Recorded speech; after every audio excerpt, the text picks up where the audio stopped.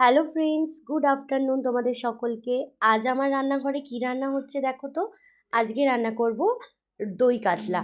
আর দই কাতলা মোটামুটি আমাদের পরিবারের সকলেই পছন্দ করি। প্রথমেই কাতলা মাছগুলোকে একটু সামান্য নুন আর একটু সামান্য হলুদ গুঁড়ো দিয়ে ভালো করে মাখিয়ে হালকা করে ভেজে তুলে নিই। এবার কড়াইতে তেল গরম করব। গরম হয়ে গেছে, এর মধ্যে দিয়ে দিলাম তেজপাতা আর একটু গোটা গরম মশলা। এরপর আমি দিয়ে দিলাম পেঁয়াজটাকে হালকা করে ভাজা ভাজা করে একটু বেরেস্তাও করব, আর কিছুটা বেরেস্তা করে কিছুটা তুলে রাখবো, কিছুটা রান্নাতে লাগবে।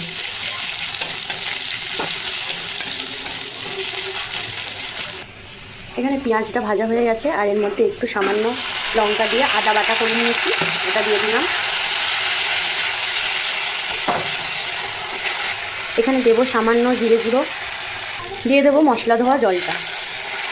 এবার মশলাটাকে ভালো করে কষিয়ে নেব। মশলাটা ভালো করে কষানো হয়ে গেছে, আর এবার দিয়ে দেবো ফেটিয়ে রাখা টক দইটা। ভালো করে মশলার সাথে মিশিয়ে নেব, আর একটু কষাবো যতক্ষণ না মশলা থেকে তেলটা ছেড়ে আসছে। মশলা থেকে সুন্দর একটা তেল ছেড়ে এসেছে। এই পর্যায়ে আমি জলটা দিয়ে দেবো পরিমাণ মতন। একটু সামান্য ঝোল ঝোল রাখবো ভাতে খাওয়ার জন্য।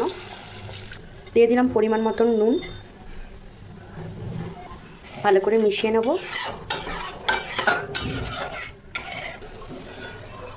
ঝোলটা ফুটছে টকবক করে। এই সময় আমি ভেজে রাখা মাছগুলোকে এক এক করে দিয়ে দেবো। 5 থেকে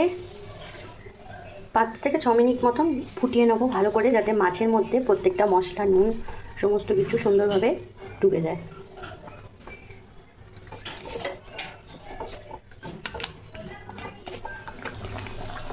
নামানোর আগে অল্প সামান্য চিনি আর ওপর থেকে গরম মশলা ছড়িয়ে দিলাম। মোটামুটি একটুখানি আরও 2 মিনিট মতন ফুটিয়ে নিয়ে আমি নামিয়ে নেব। রেডি আমার সানডে স্পেশাল দই কাতলা। নামিয়ে নিয়ে দেখাচ্ছি কেমন দেখতে হয়েছে।